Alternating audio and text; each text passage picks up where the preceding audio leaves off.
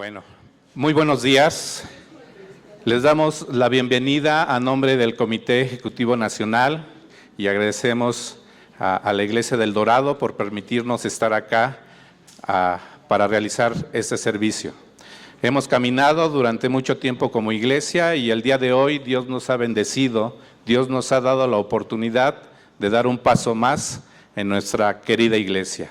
El día de hoy vamos a celebrar la primera ordenación pastoral de nuestra iglesia, de la Iglesia Evangélica de México, Iglesia Evangélica del Pacto en México. Entonces, es un gozo para cada uno de nosotros estar acá y sobre todo, sí, que agradezcamos nuevamente a Dios por esta oportunidad.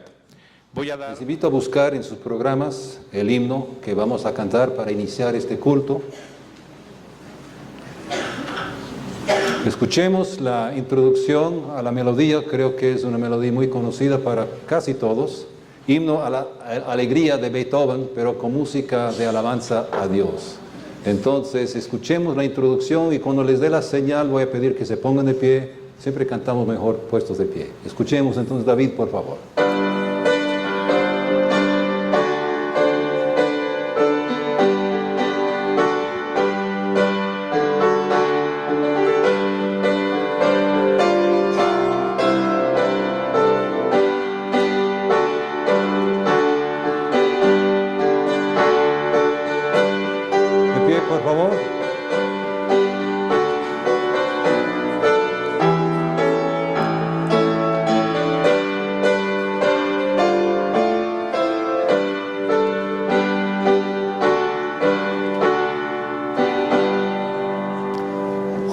Jubilosos te adoramos, Dios de gloria y Salvador.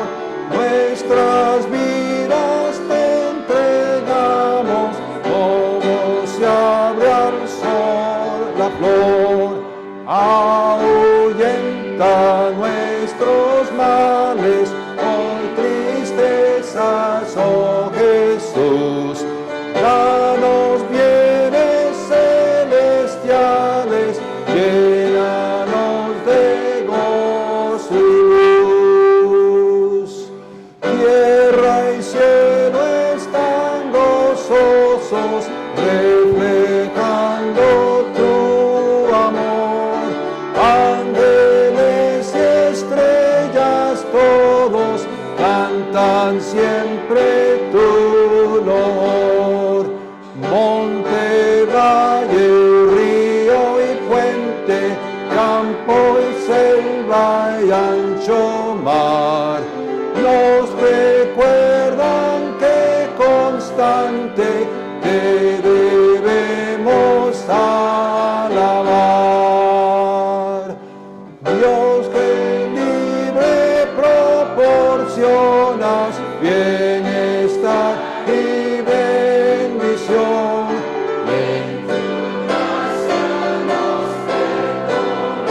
Gozo da al corazón, tú de todo amor la fuente, haz que amemos en verdad. Ilumina nuestra mente con divina claridad. Permaneciendo de pie, les invito a acompañarme con la aclamación de adoración, una oración que viene de la iglesia antigua, de hace muchos siglos, y hoy podremos usarla para dirigir nuestras alabanzas al Señor. Tomaré yo el papel de líder, ustedes responderán donde dice pueblo, y todos aquí cuando dice todos.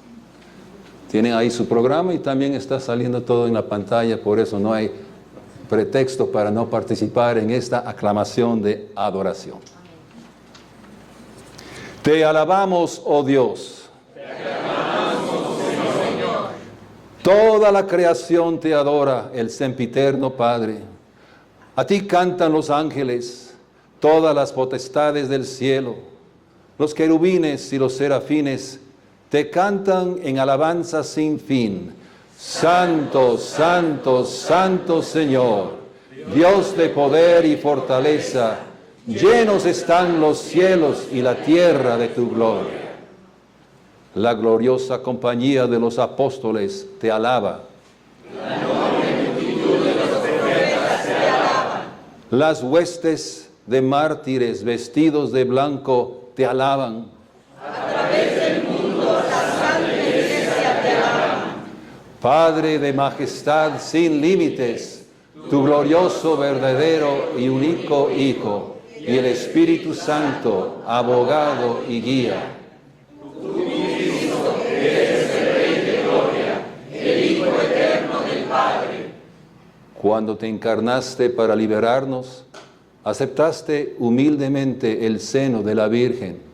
Venciste el aguijón de la muerte y abriste el reino de los cielos a todos los creyentes. Estás sentado en gloria a la diestra de Dios. Creemos que vendrás a juzgarnos. Ven pues, Señor, y ayuda a tu pueblo, comprado al precio de tu misma sangre, y tráenos con tus santos a la gloria eterna. Vamos a inclinar nuestros rostros, permaneciendo de pie, por favor, para la oración de apertura. Padre, te damos gracias. Te damos gracias por la oportunidad que nos ha dado, mi Dios, de estar reunidos en este lugar, en este momento, con cada uno de mis hermanos, Padre.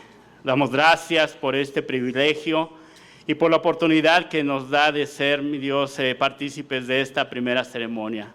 Clamamos a tu Espíritu Santo para que nos guíe a toda verdad y que todo, mi Dios, que lo que estamos haciendo es para darte la honra y la gloria, mi Dios, porque usted es digno de recibirla.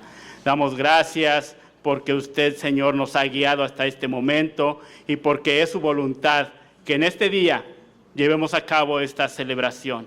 Gracias, mi Señor, por la vida de cada uno de mis hermanos que hoy, mi Dios, se ordenarán. Gracias por cada uno de los ministros, mi Dios, que nos acompañan. Gracias por tu pueblo, por tu iglesia. Pedimos la dirección de tu Espíritu Santo en el nombre de Cristo Jesús. Amén. Sentados. Sentados, por favor.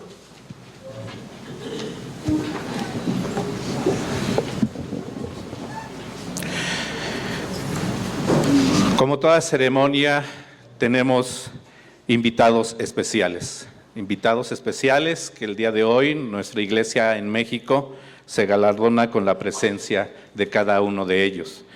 Voy a hacer la presentación de cada uno de ellos y les voy a pedir de favor que se vaya poniendo de pie cuando yo mencione su nombre. Por favor, Juanita Nesta nos acompaña. Ella es presidenta de los ministerios hispanos de la Iglesia del Pacto Evangélico en Estados Unidos. Es pastora del Pacto de la Iglesia de Estados Unidos y Canadá. Gracias por acompañarnos. Dani Flores. Sí, ella es tesorera también de los ministerios hispanos de la Iglesia del Pacto Evangélico en Estados Unidos y Canadá y es pastora ordenada. Sí, muchas gracias por acompañarnos. Roberto Gioni, por favor, él es vicepresidente de los ministerios hispanos del Pacto Evangélico, es pastor ordenado. Gracias por acompañarnos. Irma Urbano, sí, una querida hermana nuestra, participante también de la Iglesia del Dorado, sí, en sus inicios, y ella es pastora ordenada también de la Iglesia del Pacto Evangélico.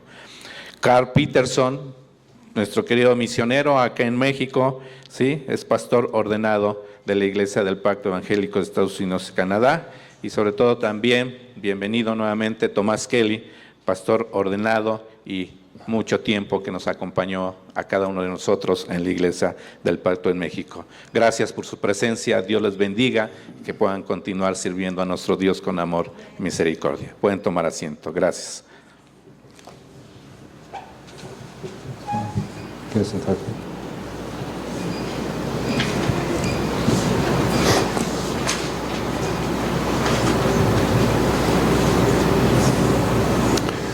Pueblo de Dios, hemos venido para celebrar el ministerio que Cristo le ha dado a la iglesia, al llamarles a hombres y mujeres para servir en su misión. Solo Cristo es la cabeza de la iglesia, la fuente de todo ministerio. Por medio del Espíritu Santo, este ministerio pertenece a todos aquellos que creen y son bautizados, para ser la sal de la tierra y la luz del mundo. Después de su resurrección y ascensión, Cristo dio a la iglesia dones en abundancia para ciertos ministerios. A unos, ser pastores y maestros, a fin de capacitar al pueblo de Dios para la obra de servicio y para edificar el cuerpo de Cristo. Prometamos a estas personas nuestras oraciones, amor y apoyo, para que todos nosotros podamos cumplir mejor nuestro ministerio juntos. Pasaremos ahora a la lectura bíblica de 2 porciones de la palabra de Dios para esta mañana. Están ahí en su programa. Y la hermana Juanita Nesta será la lectora de la palabra de Dios para nosotros en este día. Hermana Juanita, a favor de pasar.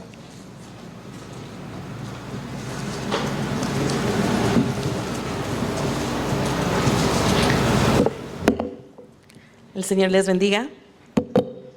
Me siento muy honrada de poder estar aquí compartiendo en este día. La lectura está en Jeremías 23 y vamos a leer del 23 al 29. ¿Acaso soy Dios solo de cerca? No, también a la distancia soy Dios. ¿Podrá alguien esconderse donde yo no pueda verlo? ¿Acaso no soy yo el Señor que llena el cielo y la tierra? Yo sé bien que esos profetas mienten cuando profetizan en mi nombre y aseguran que han tenido un sueño. ¿Hasta cuándo albergarán esos profetas tales mentiras en su corazón? Lo que anuncian solo existe en su mente. ¿Acaso creen que esos sueños que se cuentan harán que mi pueblo se olvide de mí? ¿Acaso creen que los harán olvidarme como antes sus padres me olvidaron por seguir a Baal? Si algún profeta tiene un sueño, que cuente su sueño. Pero si yo envío mi palabra a alguno de ellos, tiene que anunciar mi palabra verdadera. Una cosa es la paja y otra cosa es el trigo. Mi palabra es como el fuego, así como un mazo que parte las piedras. Y ahora en Hechos 5, del 5 al 10. Perdón, Hebreos.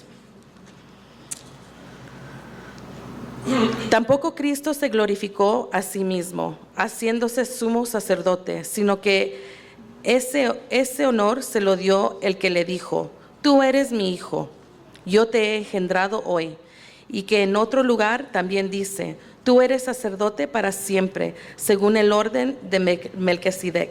Cuando Cristo vivía en este mundo, con gran clamor y lágrimas, ofreció ruegos y súplicas al que no podía librar de la muerte, y fue escuchado por su temor reverente. Aunque era hijo, aprendió a obedecer mediante el sufrimiento, y una vez que alcanzó la perfección, llegó a ser el autor de la salvación eterna para todos los que le obedecen, y Dios lo declaró sumo sacerdote según el orden de Melquisedec.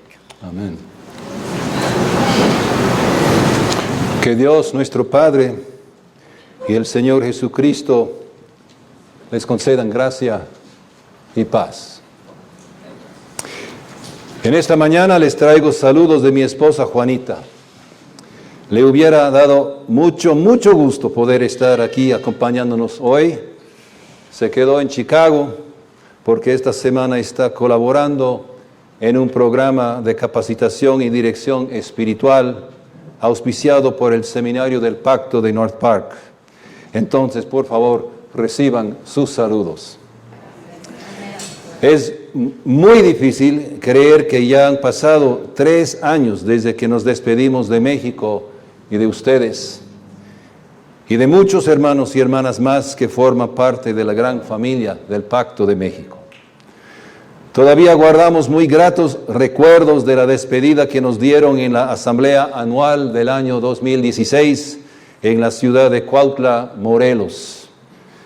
pues también recordamos con gratitud a Dios las múltiples experiencias de profunda bendición que compartimos con ustedes a lo largo de 35 años de ministerio y convivencia.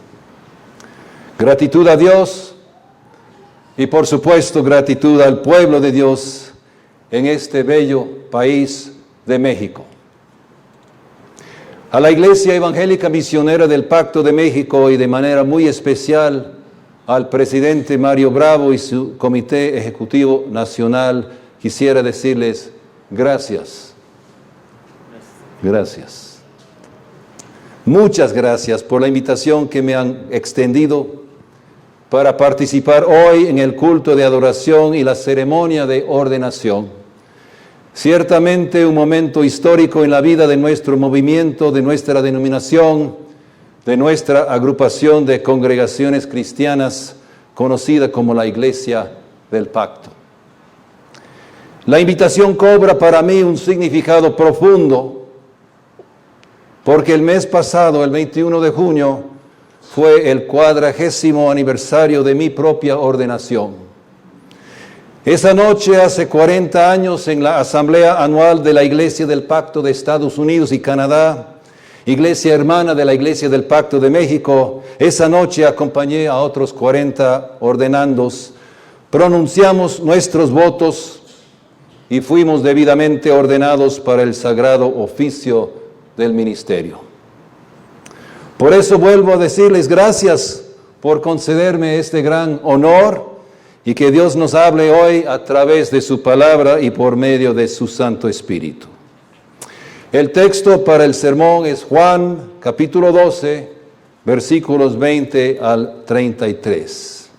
Yo les invito a buscarlo en sus Biblias y seguir con la vista mientras yo lo lea. Juan 12, del 20 al 33. Porción tomada de la versión Reina Valera contemporánea. Puestos en pie, por favor, para esta lectura bíblica.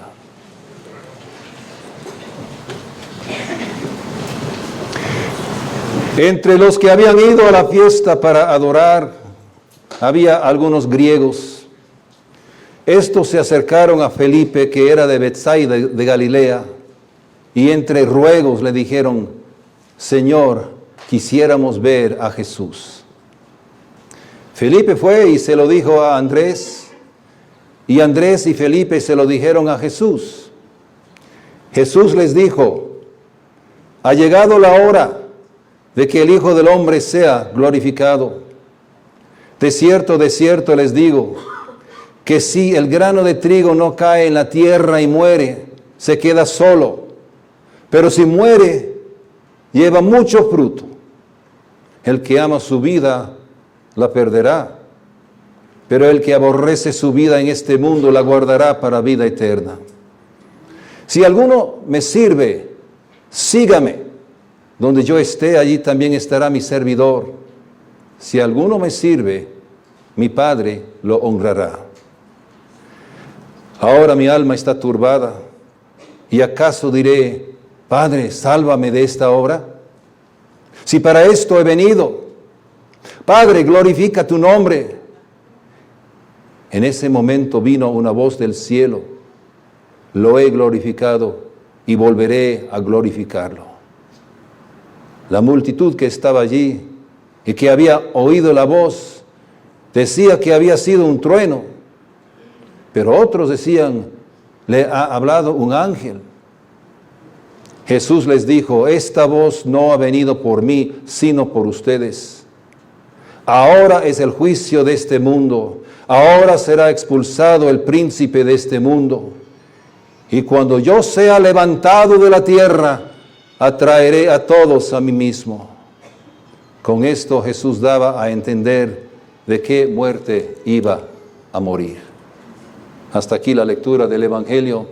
La hierba se seca y la flor se marchita, pero la palabra de nuestro Dios permanece para siempre.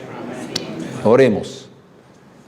Conságranos a ti mismo, oh Dios, por medio de la verdad. Tu palabra es la verdad. Amén. Amén. Tomen asiento, por favor. Por medio de nuestro texto bíblico hemos entrado en esta mañana al Evangelio según San Juan, justo cuando Jesús se está acercando a la última Pascua que celebrará con sus discípulos. Y además se está acercando a la hora de su muerte y gloria. En la escena descrita aquí por el texto bíblico que acabamos de leer, Jesús les dice a Andrés y Felipe, ha llegado la hora. En esta mañana, para aquellos de ustedes que están siendo ordenados, también ha llegado la hora. Para Jesús, la hora que había llegado era la hora para morir y ser glorificado. Para ustedes, hermanos y hermanas, la hora que ha llegado es la hora para ser apartados y consagrados. Mientras se preparaba Jesús para su última Pascua y para su muerte, Él dejó esta enseñanza. Enseñanza que ciertamente tiene que ver con todos sus seguidores en todo tiempo. Sin embargo, en esta mañana es una enseñanza que de manera específica tiene que ver con ustedes. Ustedes que están siendo apartados y consagrados, que están siendo ordenados. Ahora bien, tomen en serio la siguiente observación que nos ha dejado nuestro amigo y maestro Klyne Snodgrass, quien a propósito les envía sus saludos. Él ha dicho lo siguiente: es cierto que se espera de todo creyente que demuestre la identidad de Cristo, pero las primeras personas en las cuales esta identidad tiene que ser visible es en los pastores y líderes cristianos. Los pastores deben ser un ejemplo de esa identidad de Cristo y la deben transmitir a otros. Klyne entonces agrega esta exhortación: tengan muy presente que ustedes no están transmitiendo su propia identidad personal, al contrario, están transmitiendo la identidad de Cristo y la identidad de la comunidad de Cristo. Hoy, el 23 de julio, ustedes están siendo apartados, ordenados de tal manera que su identidad de Cristo será vista y observada por sus respectivas iglesias y comunidades. Será vista también por el mundo que les rodea. Hoy serán apartados para ser un modelo de la identidad de Cristo y de su comunidad, y también para transmitir ese modelo. Apartados, ahora realzando temas de nuestro texto bíblico, apartados para morir, para servir y para alzar la cruz en alto. La escena comienza en Juan 12:20 con lo que comúnmente se conoce como la llegada de los griegos. El comentarista William Barclay observa que aquí en esta escena descubrimos la primera ligera indicación de que el Evangelio está destinado a ser proclamado a todo el mundo. Recordemos que estas personas que se acercaron a Felipe no eran judíos que hablaban la lengua de los griegos. No se trataba de judíos, al contrario, eran personas no judías, gentiles, que hablaban griego. Eran adheridos al monoteísmo de Israel, extranjeros que simpatizaban con la religión judía. Según el texto, habían ido a Jerusalén con el propósito de adorar a Dios durante la fiesta de la Pascua. Se acercaron a Felipe, un discípulo con un nombre griego, oriundo de una área donde vivían muchos gentiles que hablaban griego. Los griegos se acercaron a Felipe porque Felipe hablaba su idioma.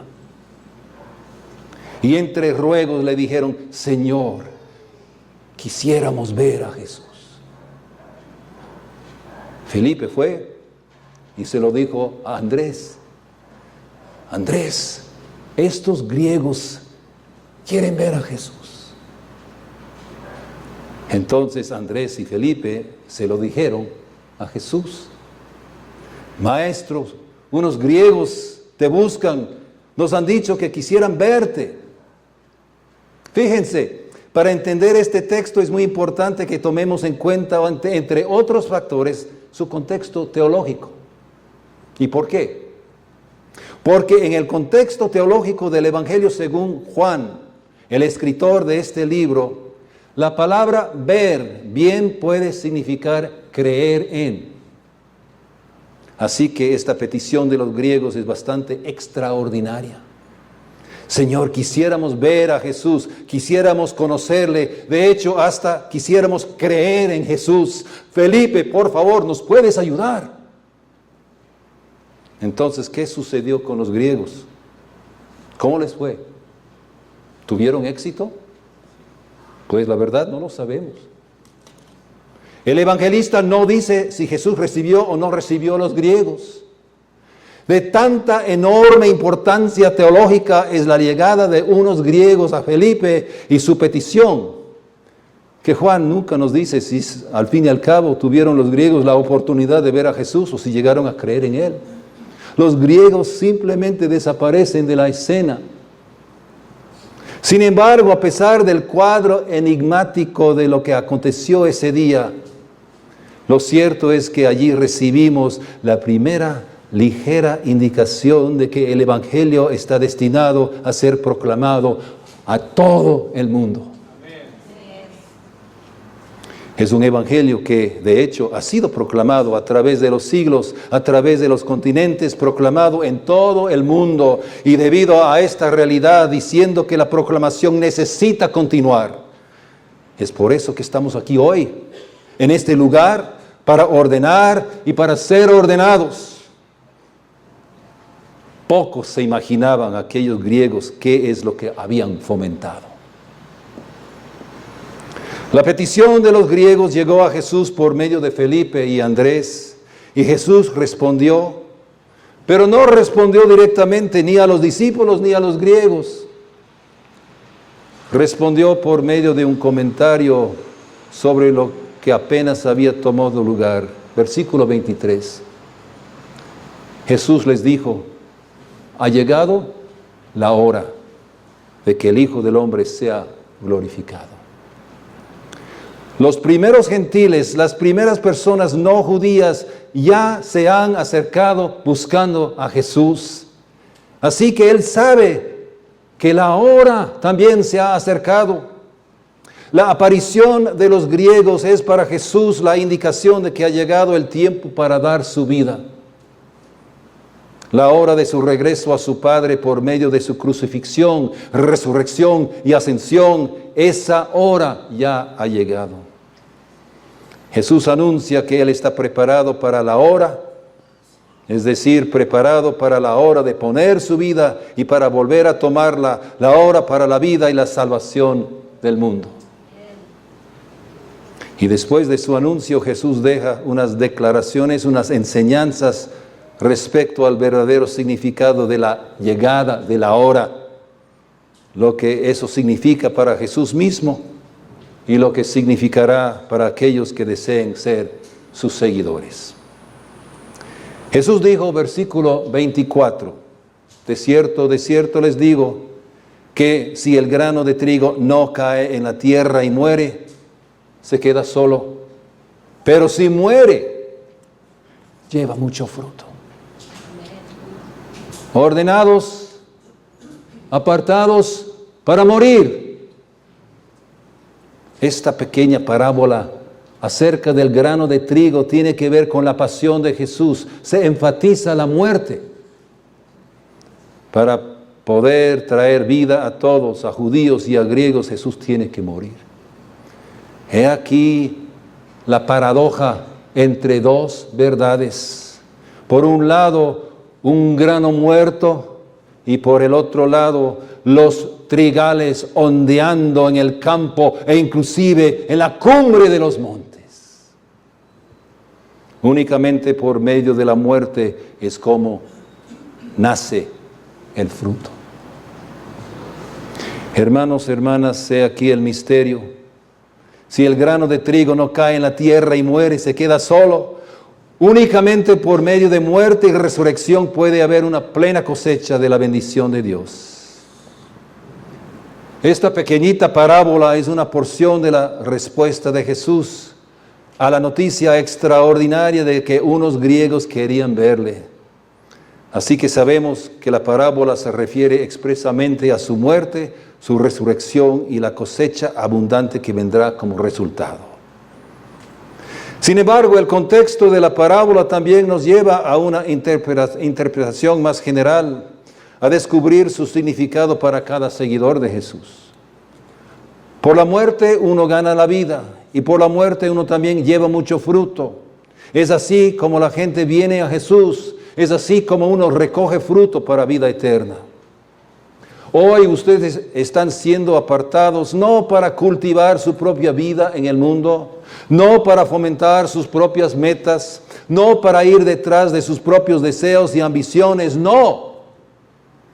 Ustedes están siendo apartados en rendición a Jesús y el camino de la cruz, apartados para ganar la vida verdadera, para ser productivos y para llevar fruto, mucho fruto.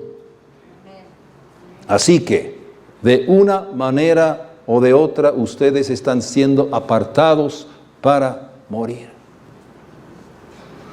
Al fin de cuentas, la persona que hace el esfuerzo para identificarse con Cristo tiene que aceptar la siguiente posibilidad, que su decisión de seguirle a Jesús en el camino a Jerusalén puede también llevarle a subir la colina del Gólgota. La iglesia en sus mejores tiempos siempre ha sabido esto, y en cada época de su historia hallamos ejemplos de esta verdad. La verdad es que identificarse con Cristo en vida puede resultar en identificarse con Cristo en muerte, en llegar a formar parte de las huestes de mártires vestidos de blanco que alaban a Dios. Dietrich Bonhoeffer fue uno de esos mártires. Para muchos es conocida su historia. Nació en Alemania en 1906 y murió en 1945. Maestro en la Universidad de Berlín, probablemente el teólogo más importante de su generación. Líder de la iglesia alemana, confesora, iglesia perseguida por Hitler, que se negaba a todo compromiso con las autoridades nazis. Fundador y profesor de un seminario clandestino. Autor que atacaba la gracia barata, es decir, gracia sin discipulado, gracia sin la cruz, gracia sin Jesucristo vivo y encarnado. Bonhoeffer era doble agente que estaba involucrado en la conspiración para asesinar a Hitler. En 1943 era prisionero del gobierno alemán.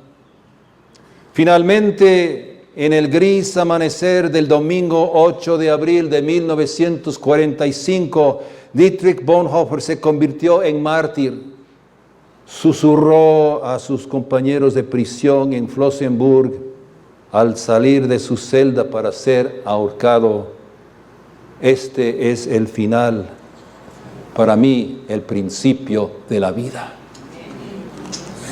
Selló con la muerte su vida de obediencia al Evangelio. Bonhoeffer aceptó la realidad de que él era una persona de que se podía prescindir. Aunque importante, valioso, brillante, valiente, reconoció él que no era ni esencial ni indispensable. Pudo aceptar esta realidad porque él aceptó que la cruz no era solo un hecho aislado en la historia de la humanidad. Aceptó que la cruz era una posibilidad para él mismo como seguidor de Cristo Jesús. Su ejemplo era Cristo, su Señor era Cristo. ¿Y nosotros hemos aceptado la realidad de que somos personas de que se puede prescindir? Que no somos ni esenciales ni indispensables. Recordemos que un evangelio que excluye la cruz no es un evangelio que puede ganar al mundo de hoy. Nuestro Señor no nos pide buscar ser mártires, pero sí pide que estemos dispuestos a seguirle hasta la muerte, identificándonos con un mundo lleno de necesidad y hundiendo en pecado. identificándonos de esta manera para que el mundo pueda conocer el amor de Jesús. Este es el compromiso confirmado en una estrofa de un himno en nuestro himnario del pacto, himno que lleva el título Mi Salvador Jesús. La letra es la siguiente: hasta la muerte quiero confesarte, para salvarme miro solo a ti, y mi esperanza es que tú, oh Cristo, no te avergüences, no jamás de mí. Ustedes, los que están en esta mañana siendo ordenados, están siendo apartados para aceptar que no son indispensables y para aceptar la cruz como una posibilidad para ustedes mismos. Ustedes están siendo apartados como líderes de una iglesia llamada a seguirle a Jesús, llamada a seguirle camino de crucifixión que precede la resurrección. Recuerden que la muerte desde la perspectiva bíblica es nada menos que el preludio de una gran cosecha. Recuerden las palabras de nuestro Señor, Juan 12, 24, si el grano de trigo no cae en la tierra y muere, se queda solo, pero si muere, lleva mucho fruto. El Señor Jesús también les dijo en Juan 12, 26, si alguno me sirve, sígame. Donde yo esté, ahí también estará mi servidor. Si alguno me sirve, mi Padre lo honrará. Ordenados, apartados para servir. Servir. Este servicio se caracteriza por una cualidad especial. No es cualquier clase de servicio. Es más bien servicio que toma lugar dentro del contexto de la acción de seguir, es decir, de la acción de seguirle a Jesús. Servir y seguir. Servirle a Jesús, servirle y seguirle también.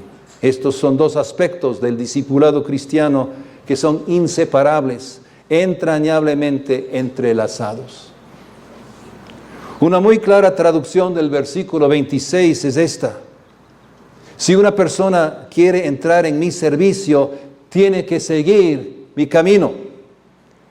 En esta mañana están a punto de ser apartados para un servicio muy específico, para con Cristo y su iglesia. Lo esencial en este caso es que en su servicio, por medio de su servicio, que sigan el camino de Cristo. Aún en sufrimiento y muerte, sobre todo en sufrimiento y muerte, son llamados a estar dispuestos a imitarle y seguirle a Cristo. Si alguno me sirve, dijo Jesús, sígame. Si quiere servirme, tiene que obedecerme. ¿Qué será de nuestro servicio en el nombre de Cristo si entramos en este servicio, pero entonces dejamos de seguirle? Si intentamos servir sin seguir, con el tiempo podría transformarse en un servicio caracterizado por amargura y cinismo, por arrogancia y miopía. Es por eso que Jesús muy claramente presenta la importancia fundamental de seguirle, de estar donde Él esté, incluso mientras le servimos. Donde yo esté, ahí también estará mi servidor. Si alguno me sirve, mi Padre lo honrará. Hermanos y hermanas ordenandos, acuérdense de esta gran verdad. Seguimos a Jesús para que como servidores podamos estar donde Él esté. Seguimos a Jesús y le servimos para que el Padre nos honre. Seguimos para que podamos guiar a nuestra iglesia y así ser lo que un teólogo latinoamericano ha llamado la verdadera iglesia. La iglesia cuya historia, cuando la relatan, se parece a la historia de Jesús. Donde yo esté. ¿Y dónde está Jesús? A través de los siglos, en cada generación ha habido seguidores de Jesús que le han encontrado entre los que tuvieron hambre, que tuvieron sed, que eran forasteros, que estuvieron desnudos, que estuvieron en la cárcel. En cada generación ha habido seguidores de Jesús que han comprendido que el servicio de nuestro prójimo, inclusive el prójimo más necesitado, en ese servicio, allí está Jesucristo. Si alguno me sirve, sígame. Donde yo esté, allí también estará mi servidor. En la historia de nuestra iglesia, nuestra familia de fe, familia que tuvo su origen en Europa, en el país de Suecia, en esta historia tenemos un bello ejemplo de servicio. Es el ejemplo de una mujer sueca que vivió hace ya más de 170 años. Su nombre, Maria Nilsdotter. Maria Nilsdotter era una mujer campesina que vivió en una zona rural de Suecia durante el siglo XIX. Estaba tristemente casada con un herrero alcohólico y abusador. Ella buscó ayuda del pastor de su comunidad. El pastor era un pietista, un hombre centrado en la Biblia, guiado por la ética, un hombre que daba primacía a una relación personal viva con Jesucristo por medio de la conversión. Él le dio cuidado pastoral a María. También le animó a María, juntamente con otras mujeres en el distrito, a leer la Biblia y literatura devocional. En estas reuniones conocidas como conventículos, condujeron a la conversión de María en 1846. Su esposo procuró impedirle a María a que asistiera a los conventículos. De vez en cuando, para imposibilitar su salida de la casa, él le amarraba al poste de hierro que anclaba la estufa en la cocina. No mucho tiempo después de la conversión de María, falleció su esposo. Y eso fue cuando María empezó a reflexionar sobre cómo servirle a Jesús, siendo seguidora de Jesús. Y lo que ella hizo es algo que inspira aún en nuestros tiempos modernos. En esa época en Suecia había muchos niños huérfanos que fueron vendidos al mejor postor. Se esperaba que estos niños iban a ser criados y cuidados por familias de acogida y sin embargo la realidad era otra. Lo que fue creada por esta venta de huérfanos era una forma de trabajo de menores abusivo, con condiciones horrorosas y palizas frecuentes. María, junto con otra viuda llamada Birgitta Olsson, estaban resueltas las dos a rescatarles a estos niños de la trampa en la cual se encontraban. Decidieron comprar tantos niños como les fuera posible. Las dos viudas empezaron a coser y tejer. Entonces vendían el resultado de su trabajo manual para levantar los fondos que necesitaban. Y pueden acertar lo que sucedió a la familia de María. Niños y niñas huérfanos fueron agregados a su propia familia. Así que María levantó fondos esta vez para construir un orfanato y después una pequeña escuela al lado de su casa. El área era conocida como Val, que en sueco significa prado. La granja de María llegó a ser llamada Naival, es decir, Prado Nuevo. Y ella llegó a ser conocida y respetada como Mor y Val, nombre que quiere decir madre en Val, madre en el prado. El legado de María consiste no tan solamente en las vidas de aquellos niños rescatados y sus descendientes. Consiste además en la vida de su hijo Carlos. Carlos Naival fue uno de los fundadores de la Iglesia del Pacto de Suecia en 1878. El legado consiste también en la vida de su nieto, David Naival, el primer presidente de lo que hoy es North Park, la universidad y el seminario del Pacto en Chicago. Fue también el líder intelectual más formativo de la Iglesia del Pacto de los Estados Unidos y Canadá. El impacto de la obediencia de una persona que quiere servirle a Jesús y por eso se compromete a seguirle. El impacto de tal obediencia perdura y a veces perdura por muchas generaciones. María, Mor y Val, ella sí entendió lo que quiere decir servirle a Jesús. Quien quiera servirle a Jesús tiene que seguirle. Escuchen pues ustedes quienes hoy son candidatos para la ordenación, porque para tal servicio su iglesia está a punto de apartarles. Cuando Felipe y Andrés fueron a contarle a Jesús que unos griegos le buscaban, Jesús les contestó con enseñanza acerca de la muerte y del servicio. A partir del versículo 27, las palabras de Jesús se vuelven muy personales. Él vuelve a los temas que aparecen en el versículo 23, los temas de la hora y de la glorificación. Ahora mi alma está turbada, ¿y qué voy a decir?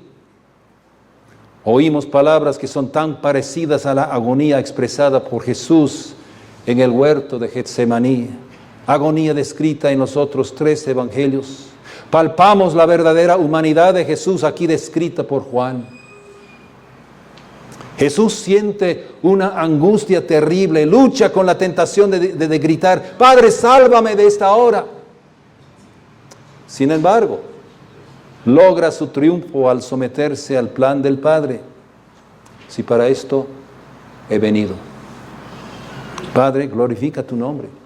Padre, lleva a cabo tu plan, que se cumpla la obra que te glorificará. Y Dios contesta la oración de Jesús. Por primera vez en este libro de Juan, el Padre habla desde el cielo. Jesús había orado, Padre, glorifica tu nombre. En ese momento vino la voz del cielo. Lo he glorificado y volveré a glorificarle.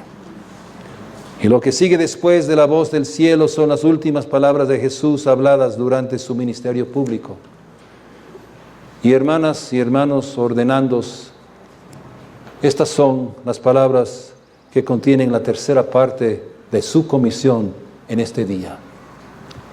Es cierto, ustedes están siendo apartados para morir y para servir. También están siendo apartados para alzar la cruz y para alzarla en alto.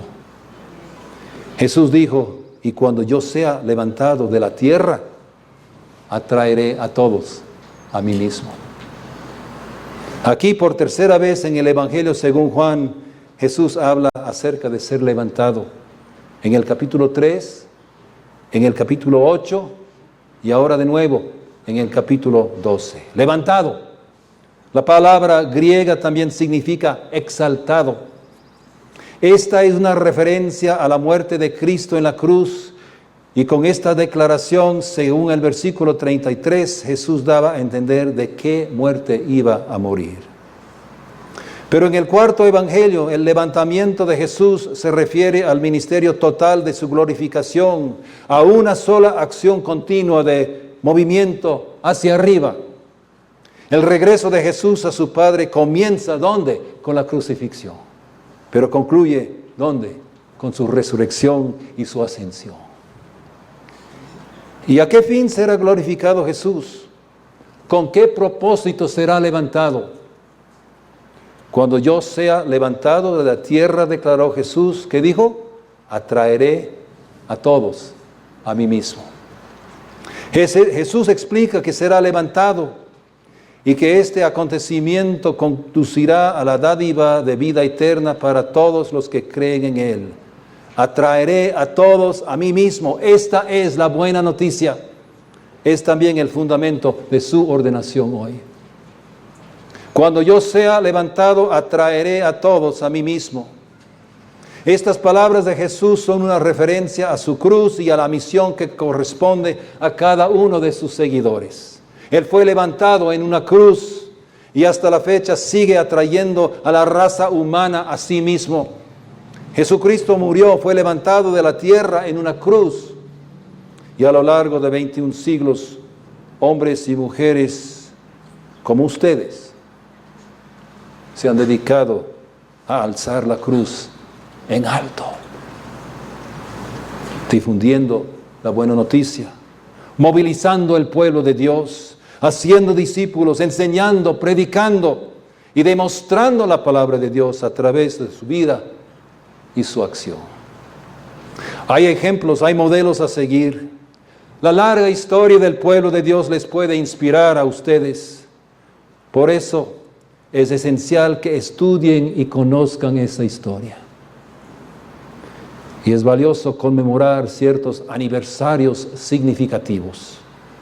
Este año, 2019, es un año de aniversario muy especial para el pueblo de Dios, aniversario de un acontecimiento clave.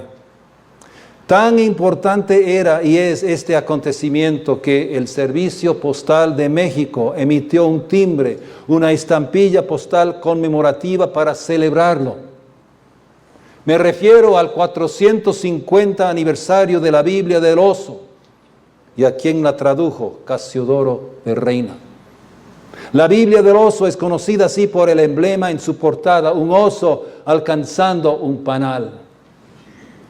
La Biblia traducida por Casiodoro de Reina, revisada 30 años después por Cipriano de Valera, y de ahí viene el nombre Biblia Reina Valera. Esta Biblia es la primera traducción completa de la Biblia al español, realizada desde los idiomas originales, que son hebreo, arameo, griego, por un protestante español. Casiodoro de Reina, ex monje jerónimo, había adoptado la disidencia religiosa. Huyó de España con el fin de evadir las fuerzas de la Santa Inquisición. Fue perseguido por distintos países de Europa. Llegó a Ginebra, a Alemania, y después se dirigió a Inglaterra. Le llevó 12 años lograr su propósito. Por fin lo alcanzó en 1569, hace exactamente 450 años. Lo alcanzó tras sufrir múltiples penurias económicas, así como graves problemas de salud, persecuciones y hasta peligro de muerte. Casiodoro de Reina respondió a su llamamiento divino. Sí, es cierto, pasó la mayor parte de su vida en andanzas, al parecer sin sentido, a fin de producir una traducción de la Biblia de la que solo se imprimieron 2.600 copias. Sin embargo, Casiodoro de Reina entendió que él había sido apartado para alzar la cruz de Cristo en alto. Alzó la cruz de Cristo en alto al dedicar su vida a la traducción de la Biblia. Y aquella Biblia de la que él no pudo imprimir más que unos pocos centenares de ejemplares, ha venido a ser un monumento de la literatura iberoamericana, el libro más ampliamente leído en lengua española. Y su circulación hoy se cuenta por millones de ejemplares. Hermanas, hermanos ordenandos, ¿cómo participarán ustedes en esta misión de alzar la cruz de Cristo en alto? Nos hemos reunido en esta hora para celebrar el ministerio que Cristo ha encomendado a la iglesia. Él nos ha llamado a servir en su misión, a ser representantes de su gracia, gracia por medio de la cual Cristo busca atraerles a todos a sí mismo. La misión de alzar la cruz de Cristo en alto era la vida misma de la iglesia antigua y tiene que ser la vida misma de la iglesia hoy en día. Aparte de la divulgación del Evangelio, aparte de alzar la cruz en alto, la cruz de aquel que atrae a todos a sí mismo, nada es importante.